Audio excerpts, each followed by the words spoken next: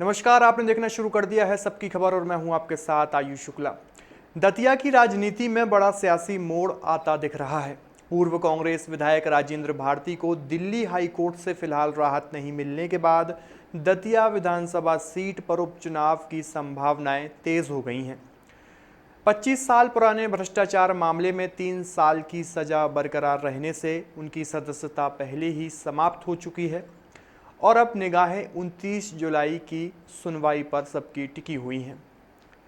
सवाल सिर्फ ये नहीं है कि राजेंद्र भारती का राजनीतिक भविष्य क्या होगा, बल्कि यह भी है कि क्या दतिया उपचुनाव की ओर बढ़ रहा है और अगर उपचुनाव होता है तो क्या पूर्व गृह मंत्री नरोत्तम मिश्रा की वापसी का रास्ता यहीं से खुलेगा। आज की इस खबर में विस्तार से पूरे मुद्दों पर बात करेंगे। दिल्ली की विशेष एमपी एमएलए कोर्ट द्वारा सुनाई गई 3 साल की सजा ने राजेंद्र भारती के लिए राजनीतिक संकट खड़ा कर दिया है। भ्रष्टाचार और एफडी घोटाले से जुड़े मामले में दोष सिद्धि के बाद जनप्रतिनिधित्व कानून के तहत उनकी विधानसभा सदस्यता स्वतः समाप्त हो गई। हाईकोर्ट में सजा पर रोक की मांग को फिलहाल राहत नहीं मिली है और अगली सुनवाई 29 जुलाई को तय की गई है, जिसके बाद फैसला आएगा। ऐसे में कानूनी और राजनीतिक दोनों मोर्चों पर भारतीय दबाव में दिखाई दे रहे हैं। अब सबसे बड़ा सवाल दतिया सीट पर उपचुनाव को लेकर है। संविधान प्रक्रिया के तहत यदि सीट रिक्त घोषित होकर चुनाव आयोग प्रक्रिया आगे बढ़ाता है और अदालत से कोई तत्काल राहत नहीं मिलती तो उपचुनाव लगभग तय माना जा रहा है। राजनीतिक विश्लेषकों का मानना है कि जुलाई की सुनवाई निर्णायक साबित हो सकती है। अगर सजा पर रोक नहीं लगती तो दतिया में चुनावी बिगुल बजना लगभग तय हो सकता है। उपचुनाव की चर्चा के बीच सबसे ज्यादा नाम जिस चेहरे का लिया जा रहा है वो है मध्य प्रदेश के पूर्व गृह मंत्री और भाजपा के दिग्गज नेता नरोत्तम मिश्रा। 2023 विधानसभा चुनाव में हार के बाद नरोत्तम मिश्रा सक्रिय राजनीति में बड़े मौके की तलाश ढूंढ रहे हैं और दतिया उपचुनाव उनकी वापसी का मजबूत मंच बन सकता है।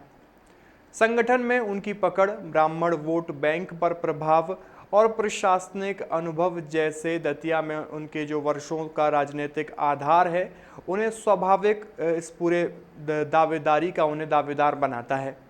राजनीतिक समीकरणों पर नजर डालें तो दतिया उपचुनाव सिर्फ एक सीट का चुनाव नहीं होगा, बल्कि भाजपा और कांग्रेस दोनों के लिए प्रतिष्ठा का सवाल भी बन सकता है।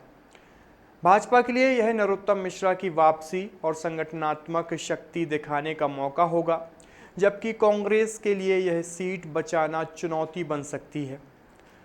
कांग्रेस को तय करना होगा कि अगर राजेंद्र भारती कानूनी राहत नहीं पा सके तो विकल्प कौन होगा और क्या सहानुभूति वोट काम कर पाएगा या नहीं। नरोत्तम मिश्रा की दावेदारी इसलिए भी मजबूत मानी जा रही है क्योंकि भाजपा के भीतर फिलहाल दतिया में उनके कद का दूसरा नेता नहीं है। पार्टी अगर उपचुनाव को हाई प्रोफाइल लड़ाई बनाती है तो मिश्रा स्वाभाविक चेहरा भाजपा के ही होंगे।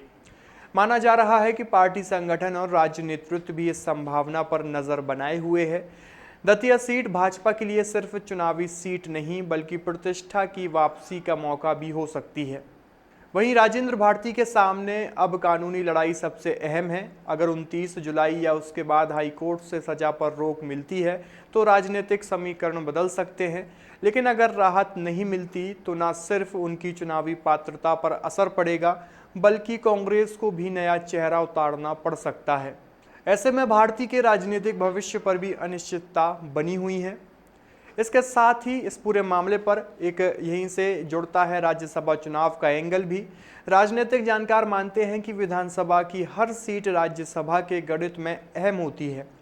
अगर दतिया उपचुनाव होता है और सीट का समीकरण बदलता है तो भविष्य में राज्यसभा चुनाव में दलों की संख्या संतुलन पर उसका असर दिख सकता है। भाजपा इस सीट को अतिरिक्त राजनीतिक बढ़त के रूप में देख सकती है, जबकि कांग्रेस के लिए सीट बचाना राज्यसभा रणनीति के लिहाज से भी महत्वपूर्ण होगा। दतिया में फिलहाल राजनीतिक गलियारों में दो ही चर्चा है, क्या उपचुनाव होगा और क्या नरोत्तम मिश्रा की वापसी तय है। भाजपा इस सीट को अवसर की तरह देख रही है, जबकि कांग्रेस इसे चुनौती के तौर पर।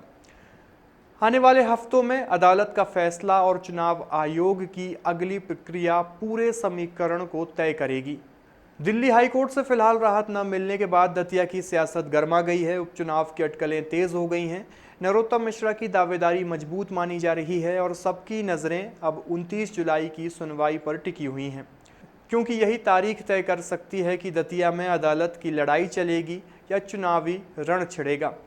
आपकी इस पूरी खबर को लेकर क्या राय है, कमेंट बॉक्स में अपनी प्रतिक्रिया ज़रूर दीजिए और देखते रहिए सबकी खबर। शुक्रिया।